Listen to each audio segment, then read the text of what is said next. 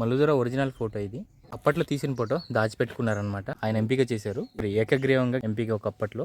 గంటంధర గారు అలానే మల్లుదొన గారు మరణించిన తర్వాత ఇదే ప్లేస్లో వాళ్ళ పిల్లలన్నమాట ఇదే ఇంట్లో ఉంటూ మా తాతలు మా తండ్రులు ఇదే స్థలం నడియాడారు కాబట్టి మేము ఇక్కడే ఉంటాము, ఇక్కడే చనిపోతాం అని చెప్పేసి కొంతమంది పెద్దలు అంటే గంటం దొర గారు తర్వాత తరం అయితే ఇక్కడే చాలామంది చనిపోయారు. మిగతా మనవలు అయితే అక్కడ మేము చూపించాను కదా ఆ ఫ్లాట్స్ దగ్గర ఉంటున్నారనమాట. మిగతా సంతానం అయితే పోడు భూమి వ్యవసాయం చేసుకుంటూ ఇక్కడే నివసించేవారు. సో ఆ స్థలంలో ఉన్నాము. ఒకసారి ఊహించుకోండి, ఒకప్పుడు మన స్వాతంత్ర సమర యోధులు ఇక్కడ ఎలా ఉండేవారు, ఇక్కడ ఎలా నడి ఆడేవారు. అల్లూరి సీతారామరావు గారు వచ్చి ఇక్కడ కూర్చొని వాళ్ళ మాట తీరు ఆ సంభాషణ అంతా కళ్ళ కట్టినట్టుగా నాకు అనిపిస్తుంది. ఇక్కడే ఉండేవారంటే నాకు చాలా అంటే చాలా ఆశ్చర్యంగా ఉంది.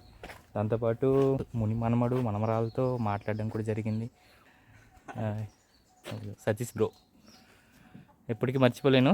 సతీష్ బ్రోని గుర్తుపెట్టుకోండి, మన సతీష్ బ్రోని. అలానే కనిపిస్తే మాట్లాడండి, ఎక్కడైనా కనిపిస్తే చూడండి, ఫేస్ గుర్తుపెట్టుకోండి. ఎందుకంటే స్వతంత్ర సమరయోధులు గొప్ప వ్యక్తులు ఒక మనవాళ్ళు చూస్తే అయితే నాకు చాలా చాలా ఆనందంగా ఉంది.